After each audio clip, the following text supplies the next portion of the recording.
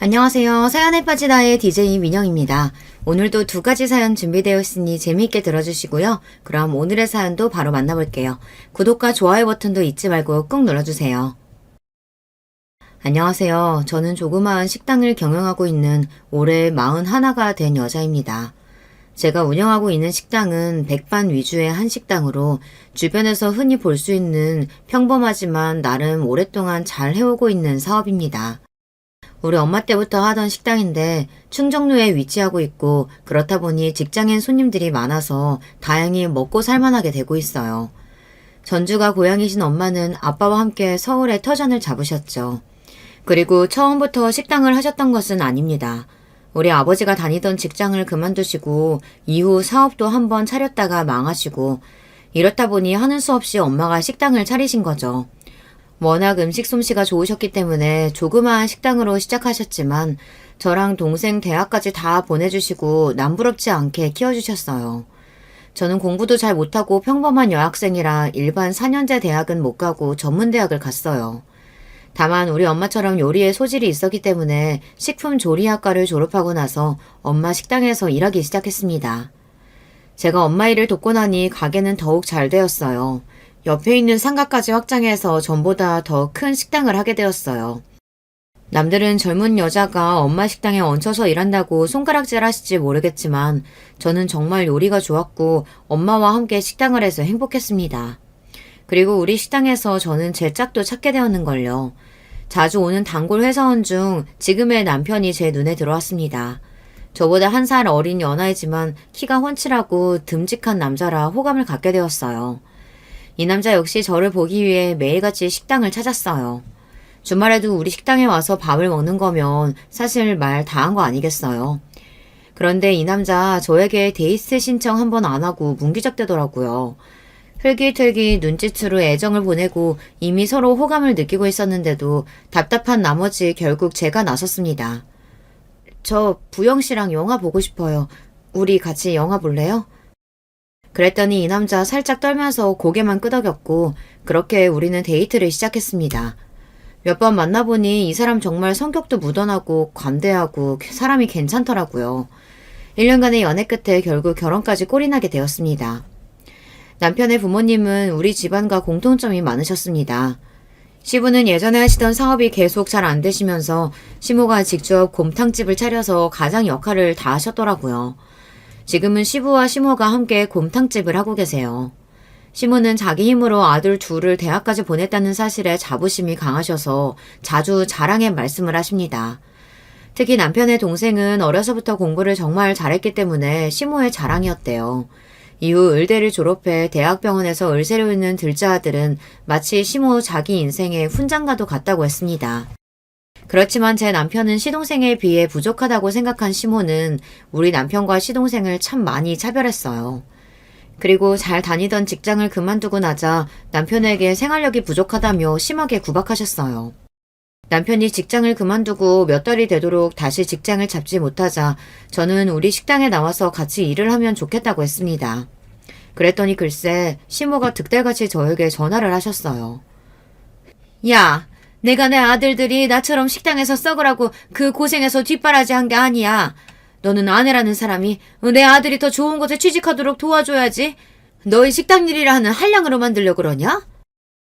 저는 우리 엄마부터 저까지 한식당에서 일하는 것이 좋고 남부끄럽지 않아요. 그런데 시모는 자기가 곰탕집을 하는 것부터 자기 아들이 식당 일 하는 것이 몹시 싫었던 모양입니다. 괜히 자기처럼 제가 남편을 무시하고 구박할까 봐서 더 저를 경계하고 못살게 굴었나 봐요.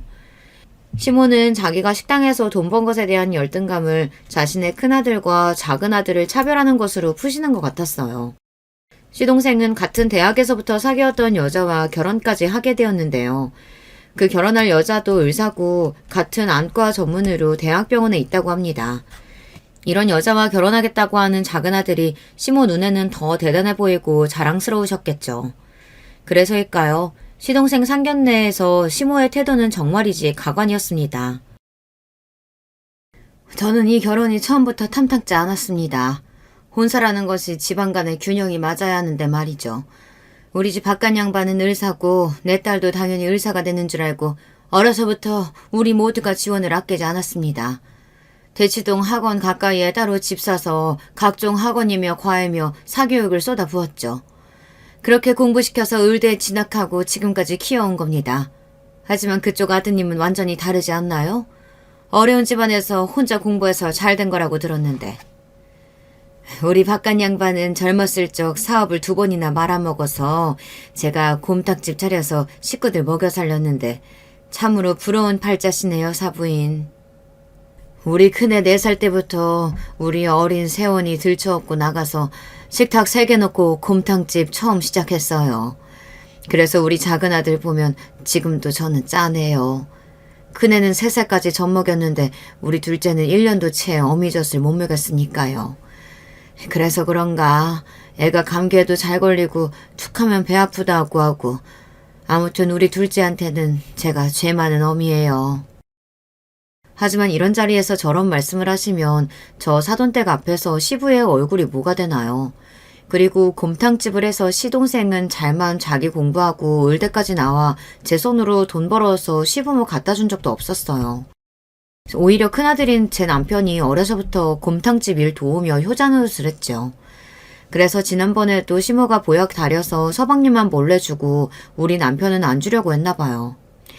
시모는 동선에 사돈댁에 납작 엎드려서 내내하며 자기 성질을 죽여가며 있었고 사돈 어르신들은 그러는 것이 당연하다는 듯이 내내 시부모를 무시하는 태도였습니다. 그런 사정이 있는 줄은 몰랐네요. 이 서방이 몸까지 약한가요? 그러면 곤란한데. 우리 딸이 결혼하겠다고 고집 피워서 마지못해 보내는 거지. 이 서방이 내세울 게 뭐가 있습니까? 그저 의사라는 직업에 몸 하나뿐인 사람 몸까지 부실해서야. 그제야 놀란 시모는 손사래를 치며 부정했어요. 아닙니다. 아니에요. 제 마음이 그렇다는 거지. 우리 아들 보시다시피 키도 훤칠하고 아주 건강한 총각이죠. 걱정 붙들어 매셔도 됩니다. 그러자 옆에 있던 시동생은 민망해하며 시모에게 작은 목소리로 타박을 했습니다. 엄마, 가만히 계세요. 격식 있는 자리에서 왜 자꾸 엄한 소리를 하시는 거예요?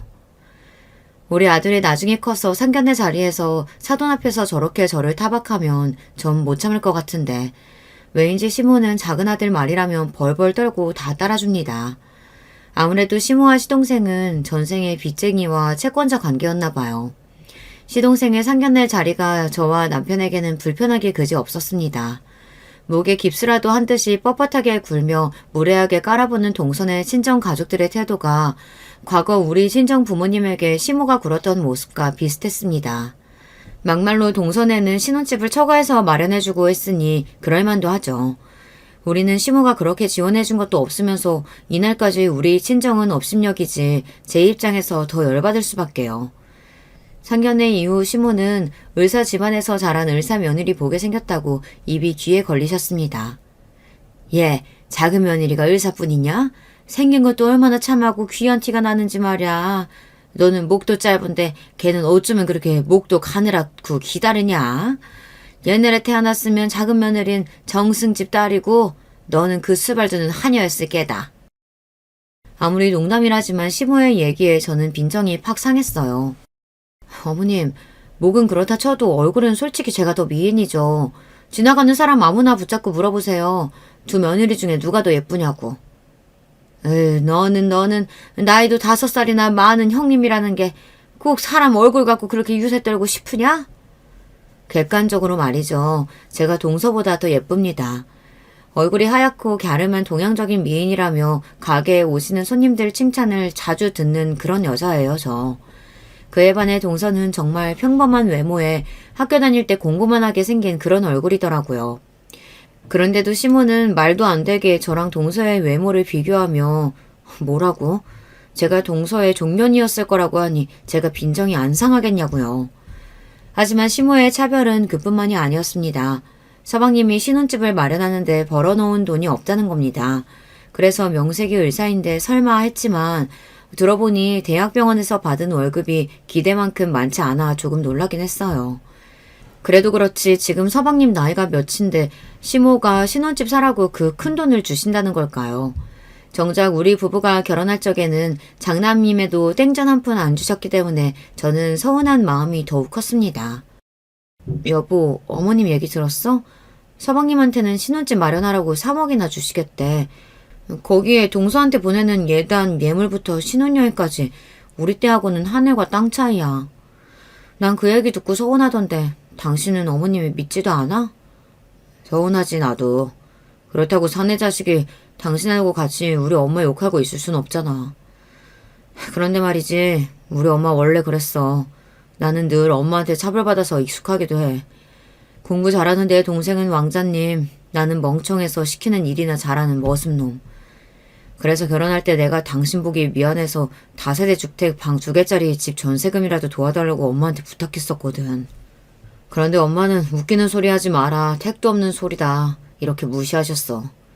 우리 아버지가 다 불쌍하다고 몰래 1억 만들어서 주셨던 거야. 그걸로 당신 돈이랑 합쳐서 신혼집이라도 구해서 급한 불을 끈 거지.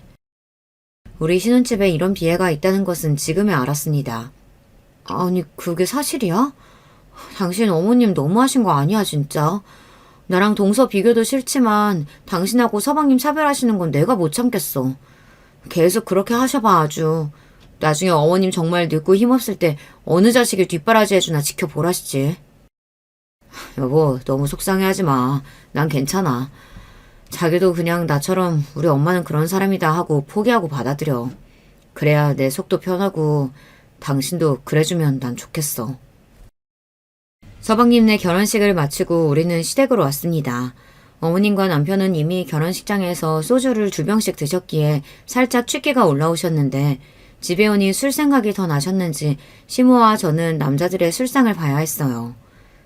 야야, 둘째네 친정집이 잘 살기는 하나보다. 애들 모은 돈 얼마 없다고 턱하니 반포에 아파트도 사주고 말이다. 역시 내가 우리 둘째 아들은 결혼도 똑 부러지게 했어. 어머님, 서방님을 돈 많은 집 딸과 결혼시키시니 그렇게 좋으세요?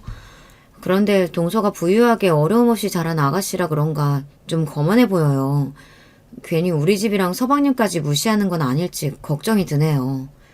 너는 별 죄수 없는 소리를 다 한다. 왜, 너는 친정집이 그저 그렇고 식당이나 하니까 걔한테 열등감 느끼냐? 어머님도 참, 주변에 보면 그렇잖아요. 결혼하는 양가 집안 중 한쪽이 너무 기울면 꼭 탈이 나더라, 그런 이야기인 거죠. 그리고 식당이라뇨. 어머니 말씀 참 너무하시네요. 제 처지를 누구보다 어머님이 잘 이해해 주셔야 하는 거 아닌가요? 어머님 젊어서 아버님 때문에 고생했다고 그렇게 말씀하시면서 저한테 그러시면 안 되죠. 저도 무능력한 첫째 아드님 대신 이렇게 가게 운영하면서 산전수전 다 겪고 사는데 너 참 고생해서 사는구나, 이렇게 제 수고 알아주시면 좀 좋아요. 식당 하는 게 꼭 그렇게 천한 일같이 시급하고 동서만 귀한 일 하는 거냐고요. 사람들은요, 살면서 안과보다 밥 먹는 식당으로 몇십 배는 더 자주 가요. 이 세상 사람들한테 꼭 필요한 일을 하고 있단 말이에요. 저 그런 자부심으로 내 식구 먹인다는 자부심으로 식당하고 있는 사장이라고요. 저도 인정 좀 해주세요, 어머님. 자부심 같은 소리 하네. 네가 학벌도 없고 어디 취직할 데도 없으니까 너희 친정엄마 하는 가게 이어받는 거 내가 모를 줄 아냐? 세상이 다 그런 거야. 어디 식당 아줌마가 을사랑 비비려고 해. 제 솔직한 심정을 말씀드리면서 시모에게 하소연도 해보았지만 콧방귀만 끼어대는 시모가 그렇게 원망스러울 수가 없었어요. 시모와 말을 더 이상 하지 않고 저는 술상만 차려놓고 거실에 가서 TV를 보는 척하며 눈물을 몰래 흘렸습니다. 사실 저는 이 집에 시집온 첫 해부터 시댁 제사와 명절마다 온갖 일을 도맡아 다 해야 했습니다. 며느리라고는 너 하나뿐인데 어쩌겠냐? 이렇게 말씀하시며 대여섯 가지 종류의 전과 나물에 갈비에 탕국까지, 아무리 제가 밥집하는 사람이라도 명절 음식 준비는 혀를 내두를 지경이었으니까요. 여러분도 아시죠? 젊어서부터 명절날이 오면 며느리는 허리 한번 필 새 없이 머슴처럼 일해야 하잖아요. 게다가 손님들은 어찌나 자주 오시는지 손님상 차려드리고 좀 있다가 가시면 상 치우고 설거지하고, 정말이지 24시간이 부족할 지경이죠. 저는 명절이 3일씩 된다고 해도 정작 우리 친정집에 하루도 있어 본 적이 없습니다. 우선 제가 가게를 하다 보니 명절 3일을 다 쉴 수 없고 보통 이틀 정도 가게 문을 닫는데 그 이틀 동안 온통 시댁에서 일을 해야 했으니까요. 전 그래도 감내했습니다.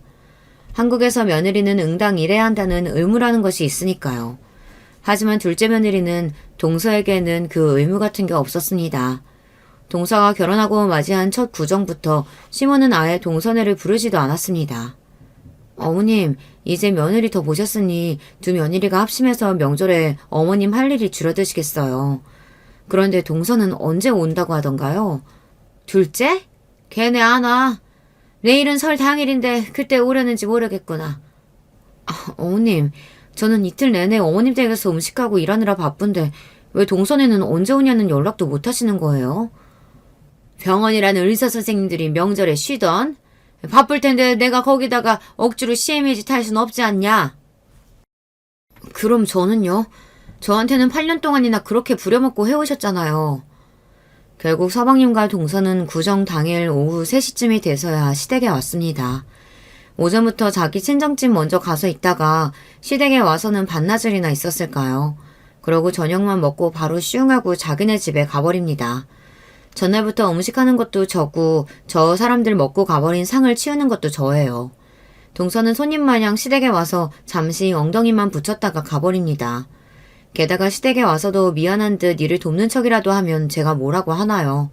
마치 부엌에라도 가면 큰일 날 사람처럼 서방님이랑 둘이 거실 소파에만 가만히 앉아있는 게 고작입니다. 시모랑 손익 형님 둘이서 자기한테 음식 해다 바치고 일하는데도 설거지 한번 돕겠다는 말조차 한 적이 없습니다.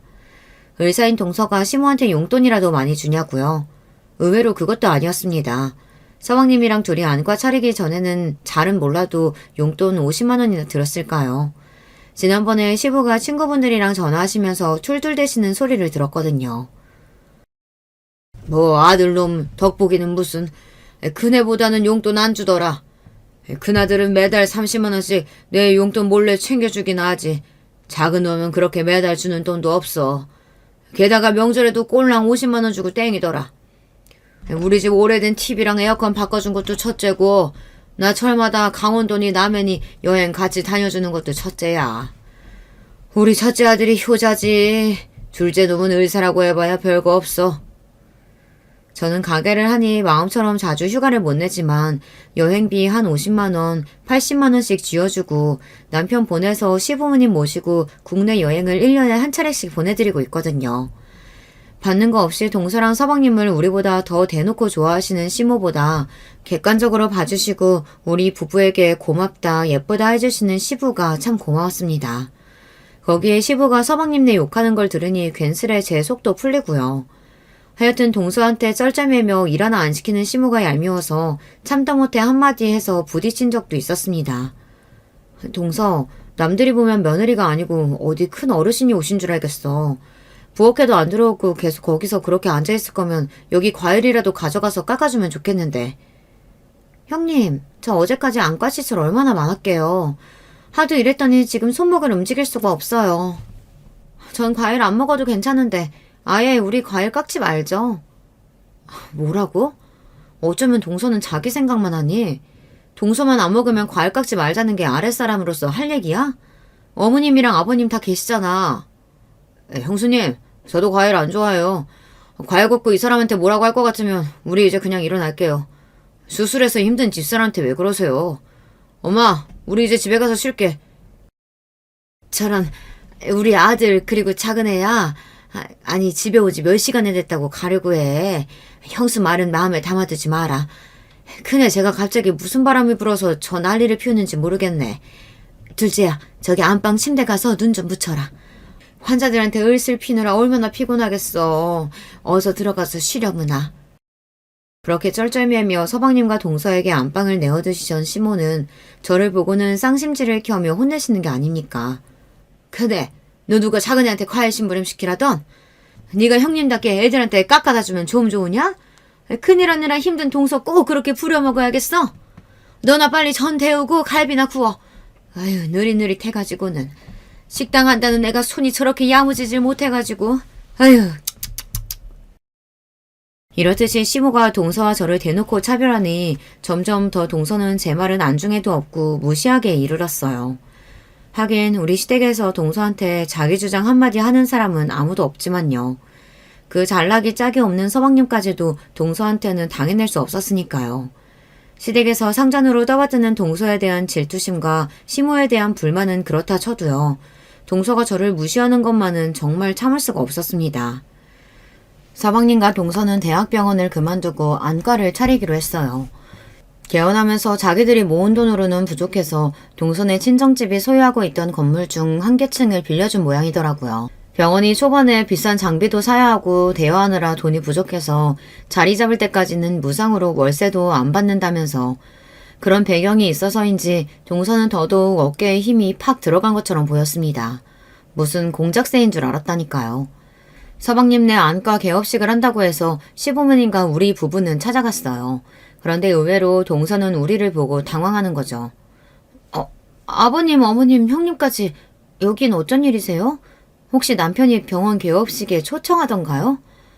그럼 우리 아들이 병원이 한다는데 당연히 와서 축하해줘야지. 자, 여기 화분이다. 금전수라고 하는데 앞으로 병원에서 돈 많이 벌거라.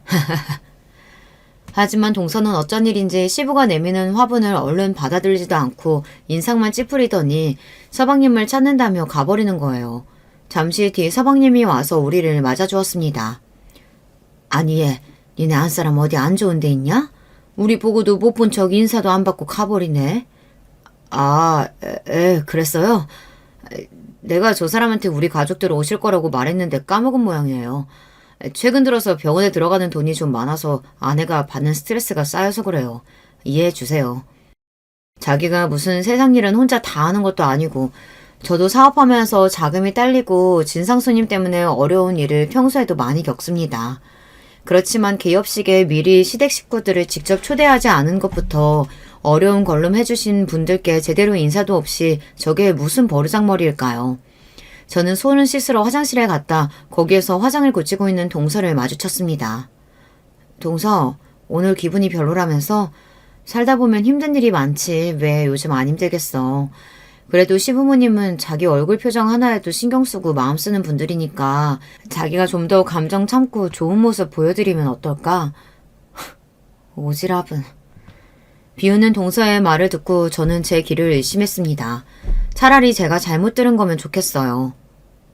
동서, 지금 뭐라고? 형님 오지랖이시라고요.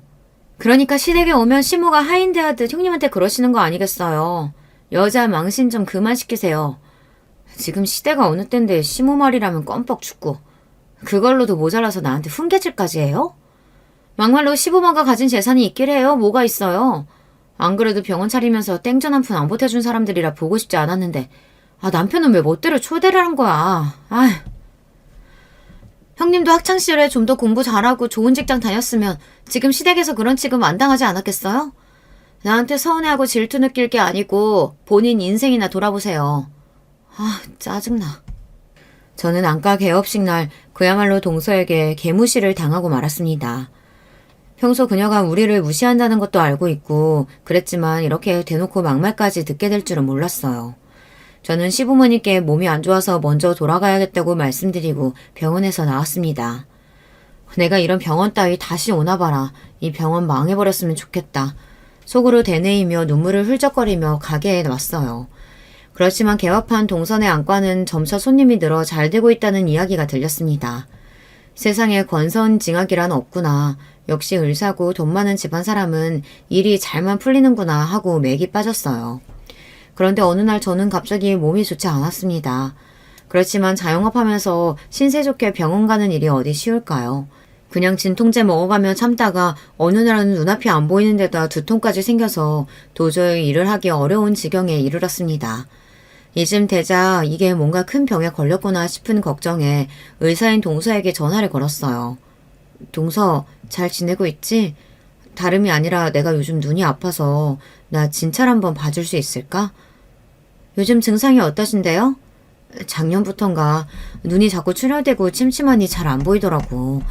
그런데 최근 들어서 속이 메스껍고 심할 때는 구토까지 나와. 눈이 빠질 듯이 아프고 두통까지. 나 괜찮은 걸까?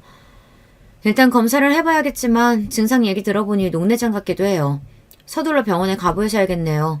저는 지금 바빠서 이제 전화 끊어야 돼요. 동서, 그럼 내가 자기네 병원 가서 예약을 할까? 아니요. 저는 이미 진료랑 수술 스케줄 꽉 차 있어요. 다른 병원 가보세요. 그럼 이만. 그러고는 동서는 전화를 끊어버리는 것이 아니겠습니까? 아무리 그래도 가족인데 아픈 형님을 이렇게 나몰라라 할 수 있을까요?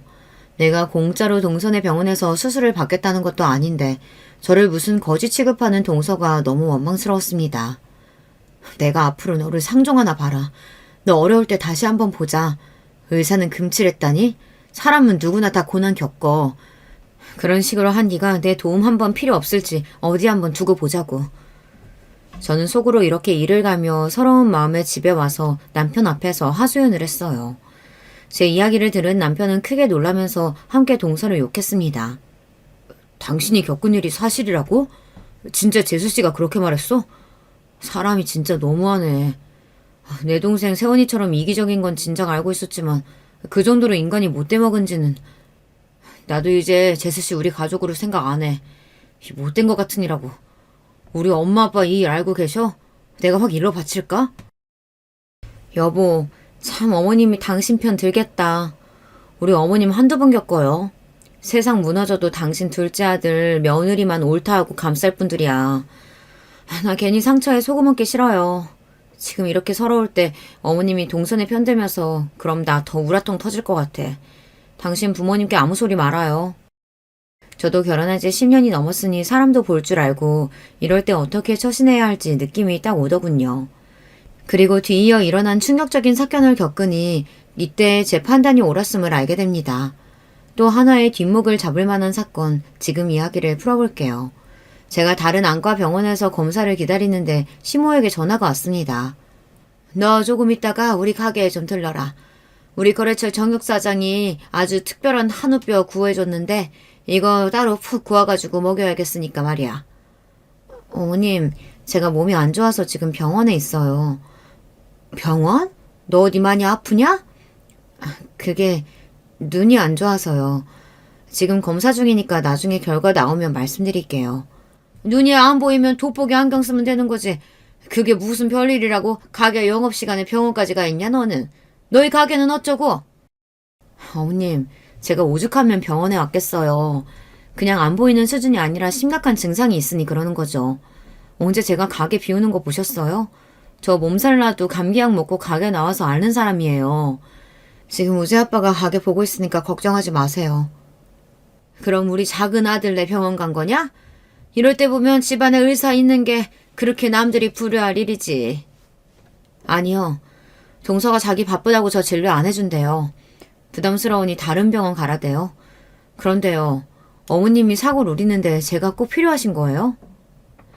시모는 제가 동선의 병원에서 거부당한 일을 듣고도 동서가 잘못했다거나 미안해하는 기색이 하나 없는 겁니다. 역시 남편 말 맞다나 동선의 잘못 이야기해봐야 제 입만 아플 일이었다니까요. 그럼 내가 요즘 더위를 먹어서 그런가 가게에서 일하는 것도 힘들어가지고 직원 하나 더 써서 있어. 그 돈 아까워 죽겠구만. 요즘 자꾸 어지럽고 기운이 하나도 없다.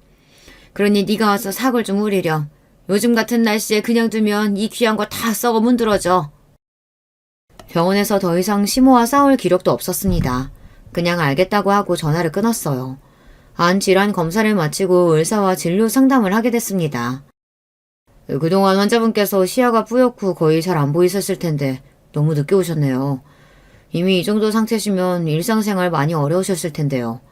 검사 결과 환자분 왼쪽 눈의 녹내장이 상당히 진행된 것 같아요. 이대로는 실명까지 갈 수 있습니다. 최대한 빨리 약물과 레이저 치료 받으셔야 돼요. 이걸로도 안 되면 녹내장 수술을 받으셔야 하고요.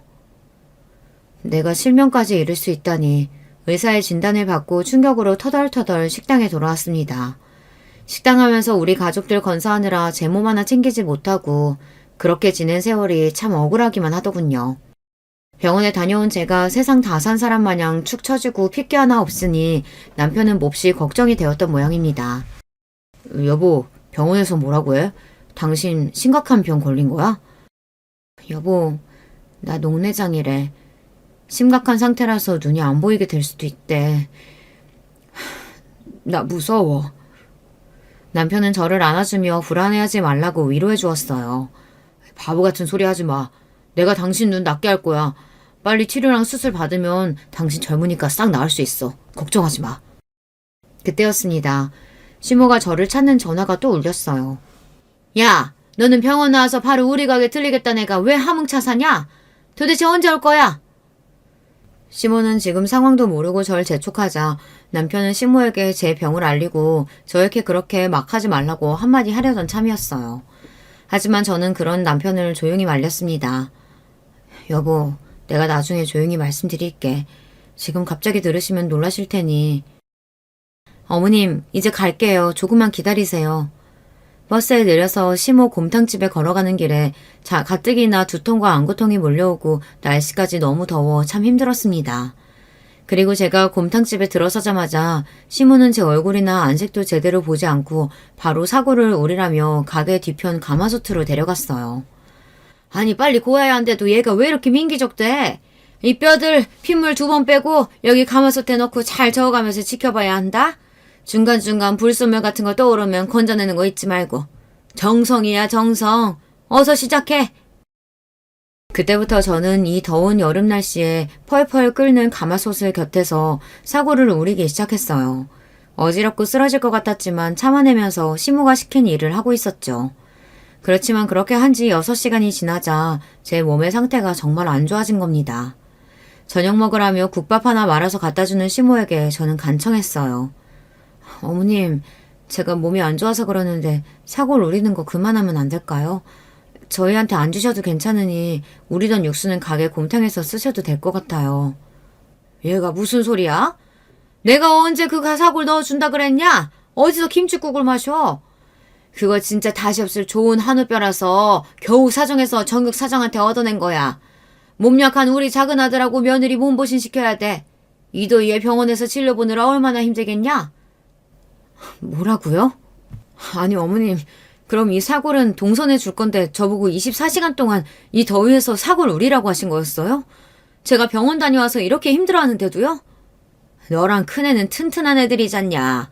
어디 조금 아프다고 괜히 병원 가서 돈 쓰고 와놓고선 시애미 옆에서 꾀병 부리지 마라. 안 통해. 꾀병이라고요? 시원한 에어컨 나오는 병원에서 일하는 작은 며느리는 안타깝고 이 더운 가마솥 옆에서 일하는 큰 며느리는 꾀병이라뇨. 저는 몇 시간 동안 쪼그려 앉았다 화를 참을 수 없어 갑자기 일어나는 순간 머리가 핑하고 돌며 주변이 흐릿해지더니 그대로 쓰러지고 말았습니다. 어느덧 눈을 떠보니 제가 병원 응급실에 와 있었던 거예요. 곁에는 제 손을 잡고 하도 울어서 눈이 퉁퉁 부어있는 남편이 보였습니다. 여보, 이제 정신 들어? 당신 쓰러져서 구급차에 실려서 여기 온 거야. 기억나? 도대체 어떻게 된 거야? 나 결국 쓰러졌던 거구나. 어머님이 나한테 24시간 동안 사골을 우려서 동선에 갖다 줘야 한다고. 나보고 꾀병 부리지 말라면서 억지를 시켜셔서 그래서 내가 그만. 지금 이 더위에 동생네 해준다고 당신을 그렇게 부리셨다고? 게다가 엄마가 그렇게까지 막말을 했단 말이야? 남편이 어찌나 소리를 크게 쳤는지 응급실 내 사람들이 모두 쳐다볼 지경이었어요. 여보, 소리 낮춰. 진정이 좀 해봐. 아니, 나 진정 못해. 더 이상 못 참아. 내 와이프 건들면 엄마도 나한테 죽어. 그렇게 남편은 이성을 잃고 병원 밖으로 뛰쳐나갔습니다. 늘 사람 좋은 웃음 짓고 남에게 싫은 소리 한 번 못하던 그런 남자였습니다. 그렇게 분노에 찬 모습은 진짜 처음 보았죠. 그러고 뛰쳐나간 남편이 어떻게 했는지 뒤에 일은 다녀온 남편의 입을 통해 듣게 되었습니다. 남편이 곰탕집으로 달려가니 시무는 제가 우리고 있던 곰탕 가마솥 옆에서 공을 들이고 있었답니다. 그 모습에 화가 난 남편은 가마솥을 발로 걷어차서 모두 바닥에 쏟아지게 만들었죠. 이깟 사골 때문에 내 와이프 쓰러진 거 몰라요? 그런데 엄마는 엄마가 안중에도 없는 둘째가 뭐가 이쁘다고 이걸 하고 있어. 아이고 그거 이 아까운 거, 이 귀한 것을, 이놈아! 시모는 화가 나서 남편을 빗자루로 마구 때렸대요. 참다 못한 남편은 시모의 빗자루를 빼앗아 바닥에 패대기 치곤 말했습니다. 엄마, 난 앞으로 엄마 아들 안 할랍니다. 엄마한테 무슨 일이 생기던지 말던지 큰아들하고 큰며느리는 이제 없다고 생각하세요. 연락도 하지 마시고요. 남편은 그러고 나가선 그 뒤로 진짜로 시모와 연락을 뚝 끊어버렸답니다. 시모의 전화도 받지 않고 생신 때 찾아뵙지도 않았어요. 둘째 아들만 예뻐하며 싸고 돌아도 이해하라던 마음 넓은 남편이 저 때문에 시댁과 인연을 끊겠다고 말하고 정말 뱉은 말대로 하고야만 하는 남자였습니다. 전 이번 일로 남편을 다시 봤어요.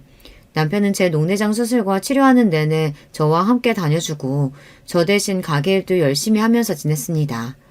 이번 일을 겪으면서 전 남편이 그렇게 고마울 수가 없었어요. 다행히 제 왼쪽 눈은 수술이 잘 되어서 주기적으로 관리만 잘해주면 실명까지 가지 않을 수 있었습니다. 우리 집과 연락을 끊고 나서 시모는 크게 아쉬움 없이 사는 눈치였습니다. 오히려 자기 잘못은 생각 못하고 저랑 남편 욕을 하면서 지낸다더군요. 그렇게 몇 개월이 흐르고 갑자기 시부의 연락을 받게 되었어요. 시모가 곰탕집에서 일하다가 갑자기 쓰러져서 병원에 가 있으니 병문안을 와달라는 거죠. 하지만 남편은 단칼에 거절했습니다. 아버지가 쓰러지셨으면 제가 가보는데요. 엄마는 얘기가 달라요. 독한 분이시니까 병원에서 처치받고 하면 좋아지시겠죠. 아, 잘난 의사 아들 있으니까 거기에 연락해보세요. 진짜 그렇게 전화를 끊은 남편은 시모가 어떻게 되었든 신경 안 쓴다는 듯 가게 일을 하러 들어가는 겁니다. 며칠 뒤에 저는 시부에게 전화를 드렸어요. 시모가 어떻게 되신 건지 궁금했기 때문이죠. 그 며느리야, 전화해줘서 고맙다. 그래, 너희 남편은 어미에 대해 아직도 앙심이 안 풀렸다던? 죄송해요. 아버님까지 심리 끼쳐드려서. 그렇지만 그이도 저도 어머님 뵙고 싶어서 드린 연락 아니고요. 그저 제가 궁금해서 몰래 전화드린 거예요. 어머님은 좀 어떠세요? 바늘 하나 찔러도 안 들어갈 것 같은 강해 보이던 너희 시어미도 사람이더라. 뇌출혈이 일어나서 쓰러졌는데 지금까지 몸을 잘 움직이지 못하는구나. 의사 말로는 뇌출혈 후유증으로 신경이 잘못됐다나. 저런 큰일이네요. 서방님은 어머님 보고 뭐라고 하세요? 그 자식, 그 불효막심한 놈은 아직까지 둘째네 부부 누구도 너희 엄마 보러 오지 않았다. 그렇게 지들 뒷바라지하고 쓰러진 그날도 반찬 해대다 둘째네 집에 보낸다고 부엌에 있던 모양인데 지희 엄마가 저렇게 됐으면 의사인 아들이 와서 봐줘야 할 것 아니냐. 내가 좋은 병원에 연결이라도 시켜달라고 했더니 어디 병원 가보라고 문자만 보내놓고 아직까지 전화 한 통 없구나. 내가 네 이야기 들어서 알고 있다. 그건 얼마나 네가 시애미에게 한이 맺히면 그럴까 싶구나. 그런데 둘째 자식놈들은 그러면 안 되지. 네 시어머니가 이번 일로 상심이 크더구나.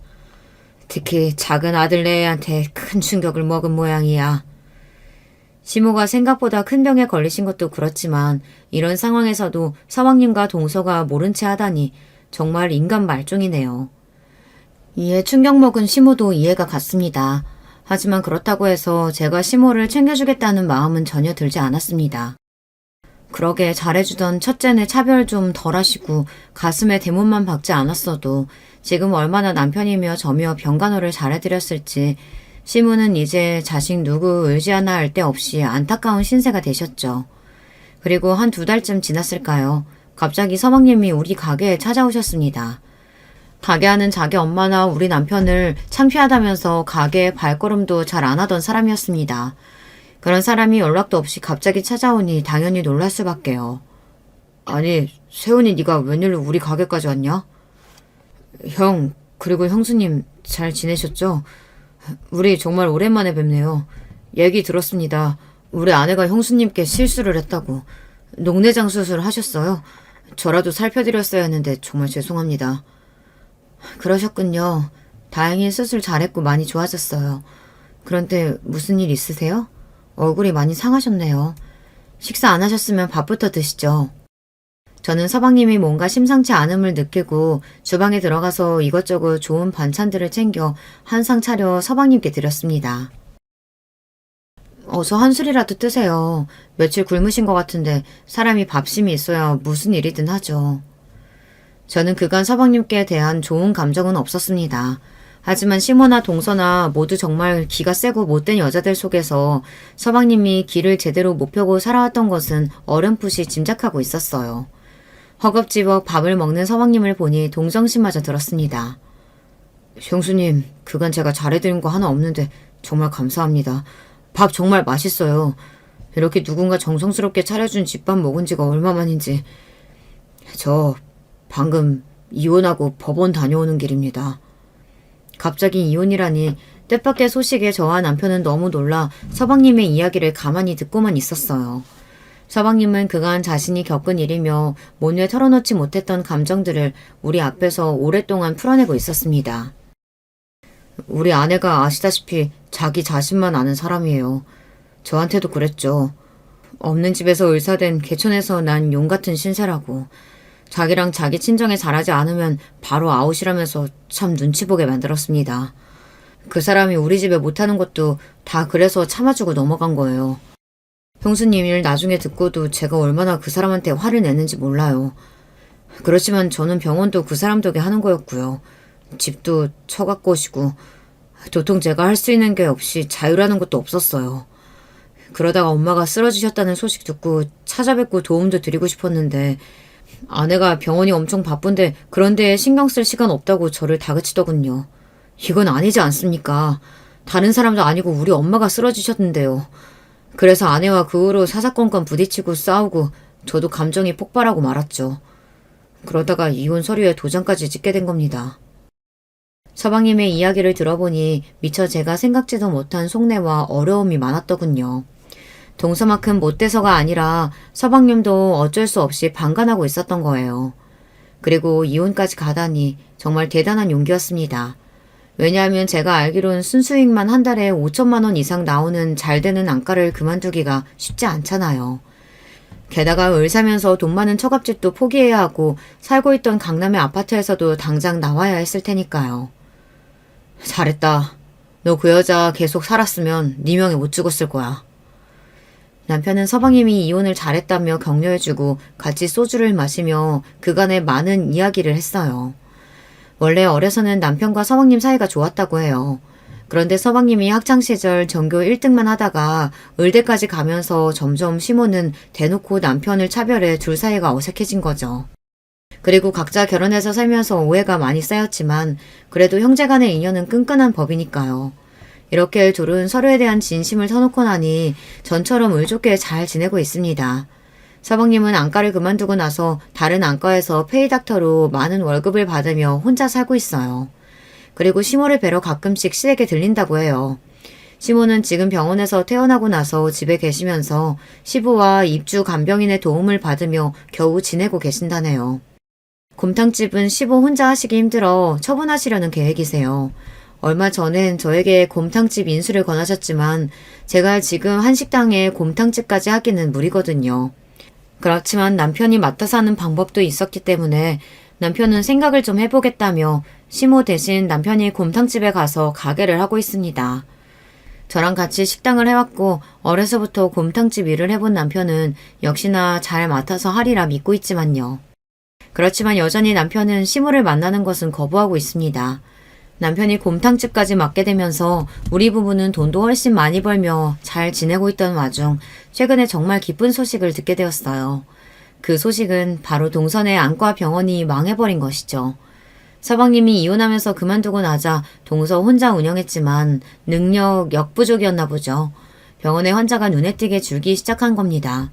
단골 환자들은 입을 모아서 싸가지 없는 여의사 말고 잘생긴 남자 원장 어디 갔어? 라고 했다네요. 역시 인성 바가지에 싸가지 없는 건 어디에 가도 표가 나는 법인가 보죠. 요즘은 개업한 의사들이 예전처럼 콧대 놓고 불친절하면 팔이 날리기 십상이거든요. 결국 동서 혼자 운영하던 안과는 적자만 기록하다 결국 망했다고 하네요. 월세 안 받던 동선의 아버지도 뭐에 화가 나선지 2년 동안 기다려줬으면 할 만큼 했다면서 병원 빼서 나가라고 새로 월세에 800원짜리 가게를 받겠다고 말이죠. 동서 그 성격에 남의 병원 밑에 들어가 페이닥터로 있을 것도 아니고 제 병원 폐업하고 나서는 친정집에서 백수로 놀고 먹는다고 들었습니다. 저는 그 소식을 듣자마자 동서에게 문자를 보냈어요. 동서, 오랜만이야. 소식은 들었어. 혼자 병원 하기는 무리였는지 금방 폐업했다며? 요즘 소득도 없고 시간은 많을 텐데 언제 한번 우리 가게에 와. 동서한테 무료로 밥은 줄 테니 말이야. 아, 문자를 보내고 나니 몇 년 동안 동서에게 당해서 생긴 채증이 씻겨가는 듯 했어요. 정말로 통쾌했습니다. 많이 배우고 의사하면 뭐합니까? 친정에 돈이 많으면 뭐해요. 지금 이혼녀에 자식 하나 없이 집에서 백수로 있는 신세인걸요. 그리고 시모도 늘 저를 무시하고 막대하더니 남편이 연을 딱 끊고 나니 예전처럼 아무 때고 불러내서 하인 부릴 듯 하시지 않았어요. 가끔 드리는 안부 전화만으로도 너무나 반기시며 말씀도 좋게 해주십니다. 이렇게 내 인생이 편안해져도 되나 싶은 요즘입니다. 제가 너무 구독자 여러분들 앞에서 자랑질만 했을까요? 그랬다면 너른 마음으로 이해해주세요. 매일 천덕꾸러기 취급만 받다가 이렇게 행복한 나날을 처음 맞아서 그렇습니다. 제가 가방끈은 짧은 데다 글재주도 없는데 지금까지 제 사연 잘 들어주셔서 정말 감사합니다. 후에 동서와 시모에 관한 새로운 이야기가 생겨나면 그때 또 이곳에 사연 보내볼게요. 그럼 이만 안녕히 계세요. 여러분, 두 번째 사연 시작하기 전에 좋아요, 구독 꼭 눌러주실 거죠? 그럼 두 번째 사연 바로 시작합니다. 안녕하세요. 저는 서울 마포구에서 남편이랑 아이 둘 키우면서 단란하게 살고 있는 삿바 채널 애청자입니다. 제 이야기를 나눠보고 싶어서 신청자로 나서게 됐는데요. 부끄럽게도 제가 원체 논리정연하지 못한 성정을 타고 나서 사연으로 잘 써볼지 걱정부터 앞서지만 응원해주시는 마음으로 들어주신다면 정말 감사하겠습니다. 오늘은 신기하리만치 구름 한 점 없는 맑은 날씨였는데요. 이런 날씨를 보면 자연스레 떠오르는 날이 있어요. 제가 시어머니를 처음 뵙던 날이 생생하게 떠오르는데 그분은 당시 제게 마른 하늘의 날벼락 같은 존재셨네요. 저는 위풍당당하게 시부모님을 뵈러 갔었지만 시어머니 기세 앞에서 저는 금세 풀이 좀 죽었었죠. 한 성격 하시는 분이라는 것 정도야 사진 정보로 알고 있었지만 역시 머리로 예상하는 거랑 눈으로 직접 보고 경험하는 거랑은 하늘과 땅 차이입니다. 아이고 내 팔자야. 그놈의 미국이 결국 우리 준성이 발목을 잡아도 지나치게 잡는구만. 미국으로 공부하러 갔던 것까진 좋다 이거야 나도. 근데 가당치도 않게 별 보잘것없는 인연을 만들어와서 결혼까지 하느니 마느니 이러고 있으니 아이 내 속이 죄다 안 문드러지게 생겼어. 우리 준성이가 기어이 엄마 가슴에 대못을 박으려고 작정을 했구나. 시어머니께서 당신의 가슴을 과장스레 주먹으로 두들기며 저렇게 외치고 계실 때 제가 눈 시퍼렇게 뜨고 그 앞에 앉아 있었어요. 그러니까 제 면전에 대고 저런 말씀을 하신 것이었죠. 제가 다니는 직장 이름을 들으시고는 표정이 아주 침울해지셨다가 제 연봉을 들으시고는 미간에 주름이란 주름은 다 잡으셨어요. 아니, 그거 받아서 누구 코에 붙이려고. 이봐요 아가씨. 이름이 뭐 영희라고 했나? 그래요 영희 양. 사람이 눈치가 없으면 염치라도 있어야 하는 법이에요. 본인이 돈을 그렇게 약소하게 벌면 집안 수준은 거대해야 하겠죠. 아까 초반에 말씀드렸다시피 부모님께서는 제주도에서 삼겹살 식당 하시고요. 아빠는 도와주시는 수준이라 사실 엄마만 전적으로 하고 계세요. 식당 그거는 몇 평짜리? 위치는 어딘데? 매출 얼마나 나오는데? 네? 제가 그런 것까진 정확히 모르는데 관광지 쪽은 아니고 제주도민들이 소소하게 이용하는 상권이에요. 인터넷에 검색하면 가게 바로 나오니까 지금 보여드릴게요. 여기 보시면 가게 옆에 있는 공간, 여기가 주차장이고요. 아이 됐어요. 더 볼 것도 없으니까 휴대폰 저리 치워. 내가 아산병원으로 안과 진료 받으러 다니는 사람인데 내 귀한 눈에다 대고 그렇게 허락도 없이 아무렇게나 휴대폰 화면 들이대는 거 아니에요. 그거 아주 무식한 행위예요, 영희 양. 아유, 그거 없이 자라서 못 배운 사람들이 이러더라. 네, 죄송합니다. 저는 그냥 빨리 보여드리고 싶은 들뜬 마음에 별 생각 없이 행동했어요. 제가 우물쭈물 변명 같은 사과를 드리자 시어머니께서는 못마땅하셨는지 쯧쯧 혀를 차셨죠. 그 소리가 얼마나 크던지 저는 순간 딱따구리가 나무에 부리를 박는 소리 같다고 찰나에 생각했습니다. 그러고 보니 시어머니께서는 파마도 뭔가 중년 연예인들이 하듯이 고상하면서도 과장된 모양으로 하고 계셨고 옷도 무슨 전통 찻집 사장님 같으신 분들이나 입으실 것 같은 한복이라고 하기에도 애매한 걸 입고 계셨어요. 한마디로 범상치 않으셨습니다. 시어머니의 화법, 쨍한 목소리까지 합쳐져서 저는 왠지 제가 주말 드라마 세트장에 들어와 있는 것 같다는 착각마저 들었네요. 시어머니께서는 눈썹을 엄청 빨리 움찔거리시면서 제게 물어보셨어요. 부모 형제 중에서 부모는 이제 들었고 그럼 형제는 뭘로 먹고 사시는지? 제 친오빠하고 언니요? 둘 다 결혼했어요. 친오빠는 그냥 회사원이에요. 평범한 중소기업 다니고 있고요. 새언니는 집에서 애들 보면서 지내요. 언니는 디자인 회사 다니다가 일도 너무 힘들고 임신하면서 몸이 안 좋아져서 그만뒀어요. 지금까지 살림하면서 지내고 있어요. 형부는 원래 집안 가업이 분식집이라서요. 그거 이제 물려받으실 준비하면서, 네, 그렇게 지내시네요. 뭐야? 가업이 분식집? 그게 설마 번듯한 매장 그런 게 아니라 초등학교 앞 작고 허름한 분식집 뭐 이런 걸 말하는 건 아니지? 그쵸, 영희양? 어떻게 맞히셨어요? 네, 맞아요. 초등학교 후문 쪽에 있는 작은 분식집이에요. 사는 곳이 멀어서 아쉬울 만큼 진짜 맛있는 곳이에요. 제가 밝게 대답했을 때 시어머니께서 마치 이제 도저히 못 참겠다는 기색으로 목재 좌식상을 손으로 콱 내리치셨어요. 시댁의 거실에 그 굉음이 울려 퍼졌고 저는 너무 놀라서 입을 멍하게 벌린 채로 저를 향해 눈을 무섭게 부라리는 시어머니를 응시했습니다. 결사반대. 내 눈에 흙이 들어가도 무조건 반대. 어디 감히 그따위 수준으로 내 아들 준성이를 넘보고 우리 집안에 입성하려고 들어? 네? 저기 실례지만 도대체 저희 집안 어디가 어때서 그따위 수준이라고 하시는지 도통 모르겠습니다. 이보세요, 영희양. 난 말이에요. 지덕체는 기본이고 배경까지 완벽하게 갖춘 며느리를 원합니다. 수준이란 게 높아야 한다고. 이미 우리 집안 맏며느리는 그런 인물이에요. 워낙 고아한 집안에서 난 인물이 우리 맏며느리이기 때문에 나는 그 다음에 들어올 며느리도 응당 그런 수준 정도 되어야 한다고 봐요. 죄송하지만 저희 집안도요. 제법 감성 있고 특색 있고 화목 넘치는 집안이라고 생각합니다. 천하고 품격 떨어지고 이런 거 난 일절 사양입니다. 영희양, 난 그리고 우리 집안이 이런 조건 정도는 요구할 만한 집안이라고 생각해요. 본인 스스로도 자격 미달임을 눈치챘을 텐데 양심이란 게 있고 우리 준성이 정말 위하고 아낀다면 이 결혼 포기해줘요. 조용히 사라져줬으면 하는 바람이 있네요. 하지만 저는 준성 오빠 진심으로 사랑해요. 그 어떤 조건도 따로 보지 않았고 서로에 대한 강한 이끌림과 확신, 잘 맞는 성격 이런 것들만 봐서 결혼해서 행복하게 잘 살 거라는 생각이 자꾸 들어요.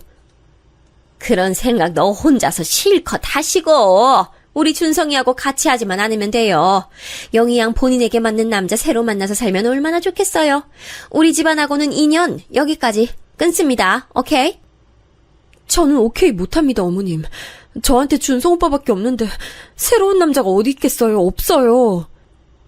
이게 근데 보자 하니까 확실히 그냥 니까짓 게 오케이 못하면 어쩔 거야?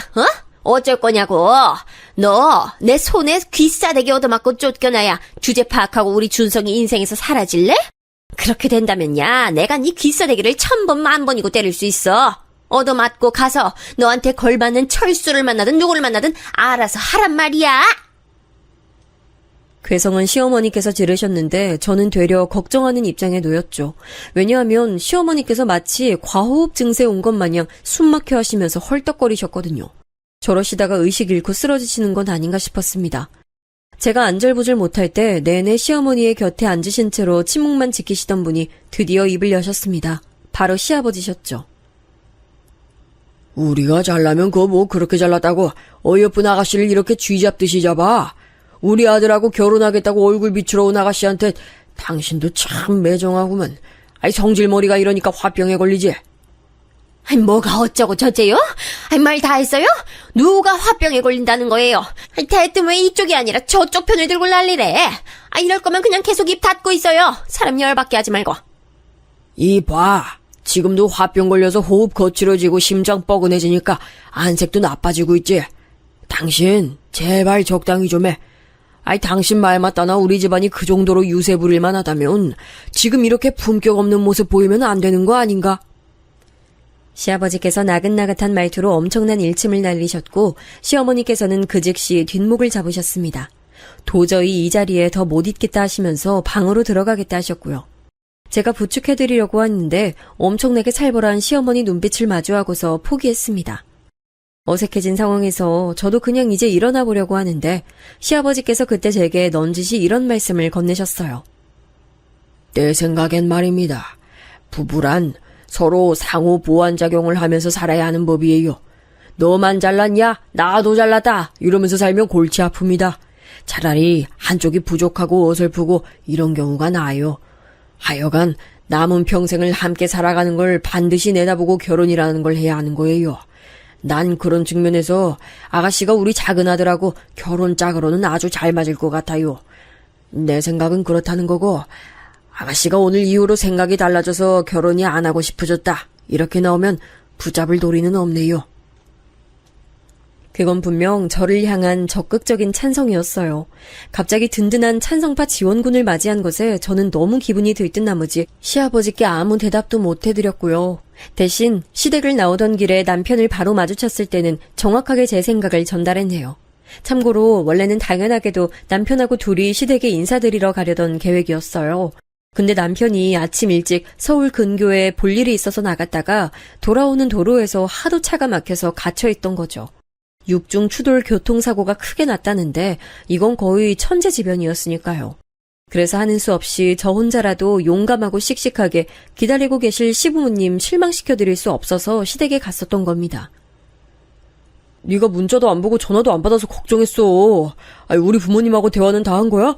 어때? 괜찮았어? 어떻게 됐어? 내가 휴대폰을 무음으로 설정해놔서 못 봤나 봐.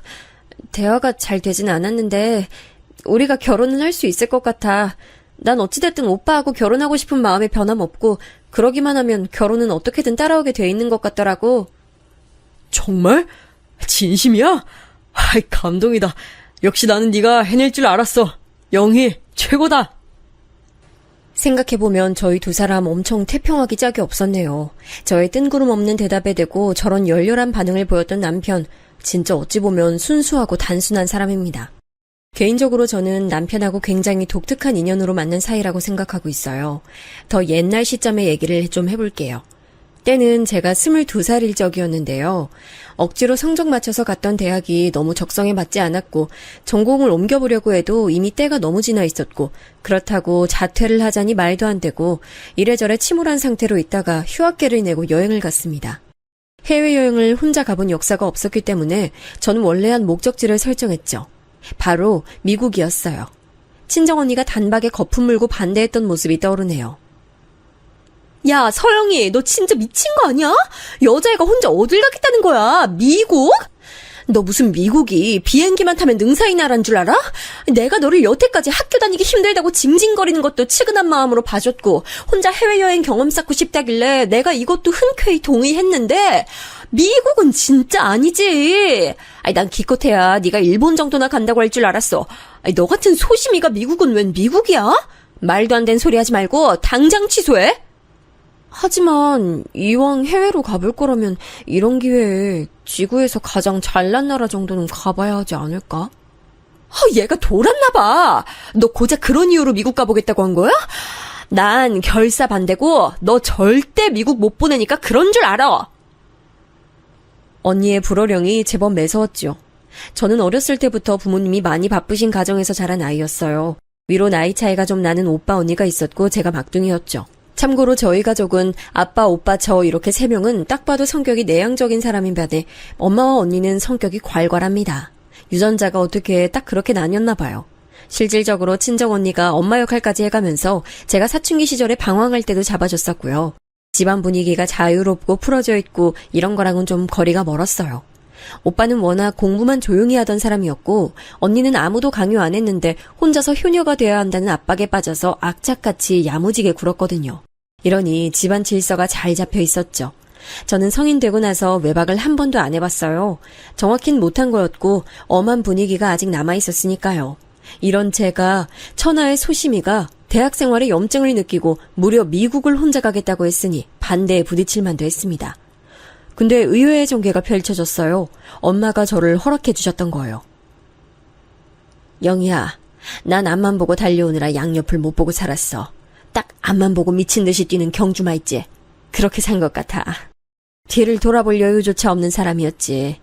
난 우리 막둥이 영희가 이런 나하고는 다르게 살았으면 좋겠어. 엄마, 우리 남매 키우시느라 늘 고생하셔서 바쁘셔서 여유도 없으셨던 거 잘 알아요. 그러니까 너무 마음 쓰지 마세요. 여장부 같은 엄마가 이렇게 풀 죽은 모습을 하실 때면 제 심장이 덜컥 내려앉아요. 장남 장가 보내고 손주도 보고 이제 큰딸 시집 간다 그러고 이러니까 아주 내가 생각이란 게 많아져도 너무 많아졌어. 영희 너는 네 오빠 언니보다 더 많이 누리고 많이 보고 그렇게 살아. 알았지? 미국도 다녀와. 연락만 자주 하고. 나머지 가족들은 엄마 태도에 이게 뭔 일인가 싶어서 어안이 벙벙했는데 제가 그 와중에 미국을 아주 잘 떠났지요. 다들 아시는 유명한 곳으로 갔어요. 바로 LA였습니다. 날씨 좋고 한국인들도 많은 대도시를 저는 마음껏 누렸습니다. 우리나라가 얼마나 땅이 좁은지를 밖에 나가보니 알겠더라고요. 제 안에 새로운 세상마저 열린 감각이었어요. LA 안에서만 여행하기로 정해졌지만 용기가 생긴 저는 일탈을 했습니다. 당시에 젊은 층 사이에서 미국 드라마가 한참 유행했었거든요. 각종 범죄를 과학수사 기법으로 밝히는 드라마가 특히 인기였는데 배경이 된 도시 중 하나가 라스베가스였어요. LA와 근거리였죠. 그리고 바로 이 라스베가스로 가기 위해 공항에 갔던 때였는데요. 세상에 아직 출발 시간 전인데도 게이트로 가보니까 비행기가 없는 게 아니겠어요? 이거 큰일 났다 싶어서 발을 동동 구르고 있는데 지나가던 어떤 남자가 그런 저를 발견하곤 다가왔어요. 제가 혼잣말로 어떻게 라고 중얼거렸기 때문이죠. 그 남자도 한국인이었거든요. 제가 쥔 비행기 티켓을 본 남자가 황당하단 표정으로 말했어요. 왼쪽이 아니라 오른쪽으로 가셨어야 돼요. 애초에 게이트 방향을 잘못 찾아오셨어요. 지금 빨리 가시면 아직 늦지 않으셨을 것 같은데 얼른 오른쪽으로 뛰어가 보세요. 행운을 빕니다. 정말 감사합니다. 비행기 무사히 타면 살해할게요. 혼비백산 상태로 저는 게이트를 잘 찾아갔고 비행기 문 닫기 전에 간신히 탑승했습니다. 겁도 없이 떠난 라스베가스에서 저는 기념품을 잔뜩 샀죠. 그곳에서만 파는 게 있더라고요. 화려한 밤도시를 잘 구경하고 LA로 돌아갔는데 또 어이없는 상황을 겪었어요. 기념품 산 걸 넣어둔 크로스백을 LA 공항에서 잃어버렸습니다. 눈물이 글썽해서 제가 어설픈 영어로 공항 직원에게 경위를 설명했습니다. 손짓 발짓 다 섞어가며 설명했는데 이 공항 직원이 눈치가 없는지 영 못 알아들었어요. 답답해서 아주 소심이었는데도 욱하면서 크게 외쳤죠.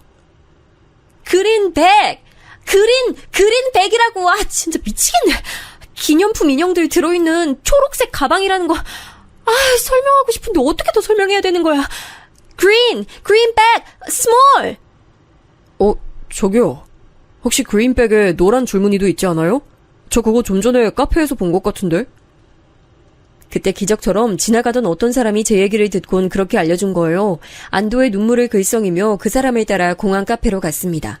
바닥에 떨어진 걸 공항 카페 직원이 발견해서 카운터 위에 둔 상태였어요. 다른 사람이 아니라 직원이 주어서 다행이네요. 알려주셔서 감사합니다. 덕분에 온전히 찾았어요. 제가 살해하겠습니다. 살해를 하겠다고요? 그러고 보니까 저번에도 저한테 살해하겠다 해놓고 영영 사라지신 분 아니에요? 그 말에 고개를 들어 자세히 확인해봤더니 이 사람은 바로 얼마 전 제게 비행기 게이트를 알려준 남자였어요. 세상에 어쩜 이런 우연이 다 있을까 싶어서 저도 그 남자도 한참을 신기해했습니다. 저는 기념품 인형꼬리를 그 남자에게 주면서 제 메일 주소도 알려줬어요. 큰 기대는 안 했습니다. 저라는 소심이가 해외여행 혼자 하면서 신기한 경험도 한 것으로 그렇게 충분히 만족하고 끝낼 생각이었죠. 근데 한국 와서 메일을 확인해보니까 그 남자가 제게 메일을 보내놓은 거예요. 미국에서 공부하고 있는 그 남자와 저는 그렇게 메일로 자주 연락을 주고받았죠. 그리고 그 남자가 한국에 들어오고 나서는 직접 만나기도 했죠. 네, 당연하게도 바로 현재 제 남편입니다. 마치 로맨스 영화 주인공처럼 서로를 만났다고 생각한 저희는 금방 사랑에 빠져들었죠. 참고로 저는 대학을 나온 뒤에 돈은 많이 못 벌어도 제가 하고 싶은 일을 하는 직장에 들어갔어요. 친정언니의 잔소리가 심했죠. 그런 곳은 이직할 때 별로 도움이 안 된다는 이유로요. 하지만 엄마가 이때 또 제 편을 들어주셨습니다. 그러면서 한 가지 중대 발표를 하셨죠. 한 번 사는 인생 얽매이지 말고 하고 싶은 거 하면서 사는 게 최고지. 난 영희가 알바하면서 산다고 해도 만족이야. 그런 거에 구애받지 말고 내 자식들이 살았으면 해서 내가 여지껏 열심히 달려왔다고 생각하니까. 자, 그런 의미에서 얘들아, 너네 다 키워놨으니까 우리도 이제 다르게 살아보려고 해. 제주도 들어갈 거야.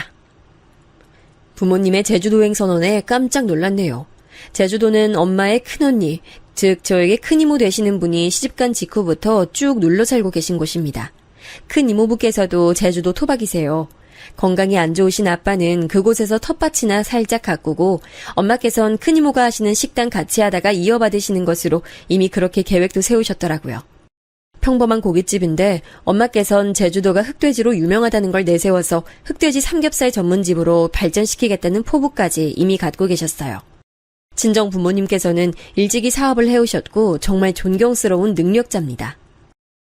저희 부모님을 잘 아시는 분들로부터 황금손 부부라고 불리우실 만큼 금전 감각이 뛰어나세요. 배포는 크시지만 젠체하는 성미들이 전혀 아니셔서 어디 가서 돈 10원 한 장을 자랑하신 적도 없으시죠. 사업적인 건 당연히 걱정 안 됐지만 과연 제주도의 고즈넉한 시골집 생활에 적응하실지 그게 걱정이네요. 아, 참고로 시부모님께서도 원래 도시 생활하시다가 시골 생활을 시작하신 분들인데요. 멀리 이동하신 건 결코 아니고 서울 사시다가 경기도 광주에 유유자적한 생활을 하러 들어가셨습니다.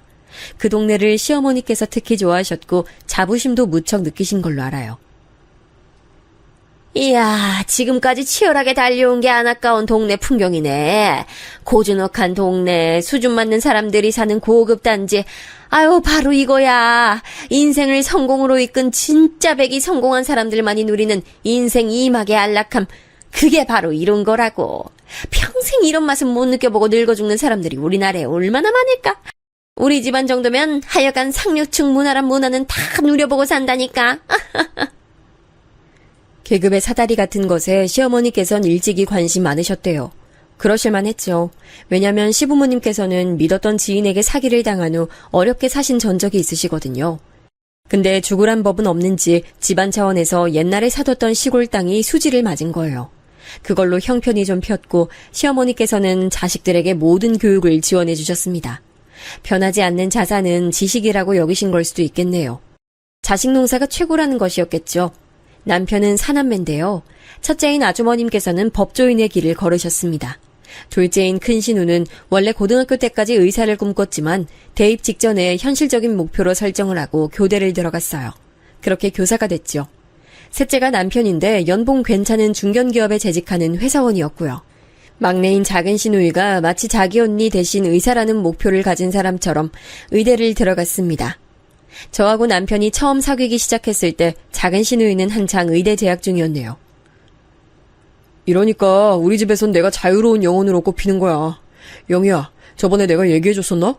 내가 어렸을 때 우리 집 형편이 확 안 좋아졌던 시기에 미국 사시던 큰 고모가 나를 맡아주겠다면서 데리고 가주셨거든. 그래서 내가 어렸을 때 2년을 미국에서 살아본 거였어. 근데 너무 황당한 게 우리 엄마는 자꾸 미국 물이 잘못 들어서 사상이 자유로워지고 학업에 흥미가 없는 거라고 생각을 하셔. 그것 때문에 큰 고모 원망도 많이 하셨어. 아니 왜? 만약에 미국만 그때 안 갔어도 오빠가 더 공부 열심히 하고 전문직 종사자가 됐을 거라고 설마 그렇게 생각하시는 거 아니지? 왜 아니겠어. 맞아. 그래서 우리 엄마는 진지하게 큰 고모 원망하셨고 이것 때문에 아버지랑 종종 말다툼도 해오셨어. 이 이야기를 듣고 너무 황당하다 생각했어요. 대체 가족을 위하는 마음이셨던 큰 고모님은 무슨 잘못이고 미국은 또 무슨 죄인가요? 저는 그냥 웃고 넘겼는데 설마 결혼을 염두에 두고 시어머니를 뵈러 갔을 때 그 미국 얘기를 진짜로 듣게 될 줄은 몰랐죠. 남편이 대학교 때 미국으로 교환학생 갔다가 저를 만난 거였으니 시어머니 입장에선 미국이란 씹어먹어도 시원찮을 나라였을지도 모르겠습니다. 시어머니께서는 제 면전에 대고 결사 반대를 외치셨던 분이었지만 결국 저와 남편이 결혼으로 가는 길을 막진 못하셨어요. 저와 남편이 꼭 결혼 상대를 서로여야만 한다고 강력 주장했던 게 단연코 1순위 사유였고요. 그 다음으론 시아버지께서 저희를 지지해 주시면서 허락해 주신 게 유효하게 작용했습니다. 차마 대놓고 제 이런 짐작을 꺼내어 볼 곳은 없었습니다만 드센 시어머니 때문에 시아버지께서 그간 골머리를 많이 알아오신 듯 했어요. 자식 농사를 줄줄이 성공시키신 자부심 때문에 시어머니께서 유세를 많이 부려오신 모양이었죠. 그런 시아버지의 눈에는 저라는 사람이 무척 무난하고 좋아 보이셨나 보더라고요. 제가 남편보다 직업도 연봉도 부족한데 그런 것 따위 전혀 신경 안 쓰셨거든요. 그리고 또 저희 부부가 결혼하기 전에 아주 공교로운 일이 벌어졌습니다. 바로 신혼집이 구해진 거였어요. 구하려고 구한 게 아니라 신혼집이 절로 생긴 셈이었죠. 아주버님께서 일을 해외로 가서 하시게 된 게 이유였습니다. 거의 3년 일정으로 잡고 계신다 하기에 아주버님 식구가 다 함께 해외로 떠나게 되었고 큰 가구만 남겨둔 그 집에 저희 부부가 들어가서 결혼 생활의 첫 시작을 하기로 한 것이지요. 먼저 그러고 싶단 말도 안 했는데 아주버님께서 그냥 제안을 막 해오셨어요. 어차피 집을 내놓을 것도 아니고 남은 큰 짐들은 관리를 해야 하는데 그러려면 누구라도 들어와서 사는 게 최고라는 것이었죠. 이 사태를 당혹스러워하신 분은 단연 시어머니셨어요. 우리 장남이 너무 이렇게 급작스럽게 외국까지 나가서 일을 하게 되다니 오만 걱정이 다 앞서네. 아이 근데 왜 하필 미국이야? 난 왜 이렇게 그놈의 미국이라는 소리만 들어도 짜증이 확 나지? 그러면서 시어머니께서는 저를 엄청 노려보셨죠. 저는 눈치 하나 없는 사람인 척 연기하면서 시어머니께 따스한 눈빛으로 화답해드렸습니다. 그러자 질색하시면서도 그날 다시는 저를 안 노려보시더라고요. 무튼 신혼집까지 정해진 이상 저희는 무조건 결혼하는 것이었죠. 심지어 정말 인기 많은 예식장에 웬일로 취소 자리가 나서 일찍 결혼식까지 올렸어요. 아주버님 식구들의 출국 일정에 맞추다 보니까 그렇게 됐고 상견례도 엄청 간단하게 지나갔어요. 결혼식 날 저는 시어머니께서 제 친정엄마 쪽을 바라보시며 경악하신 눈빛으로 이렇게 중얼거리시는 모습을 목격했습니다. 도대체 머리를 어디서 해온 거야? 아니 지금 때가 어느 때인데 김원선이 한창 노래 부르고 다니던 시절에 그 머리를 나고 오셨어. 세상에 난 몰라. 아유 누가 촌스러운 삼겹살 식당 하는 여사장님 아니랄까봐 온몸으로 촌티를 팍팍 풍기시는구만. 아유 창피하다고 해야 할지 수치스럽다 해야 할지. 그날 엄마께선 가수 김한선의 옛날 머리 같은 올림 파마 머리를 하고 오셨어요. 근데 중요한 건 엄마께서 그런 스타일을 정말 좋아하실 뿐더러 굉장히 잘 어울리셨다는 거죠.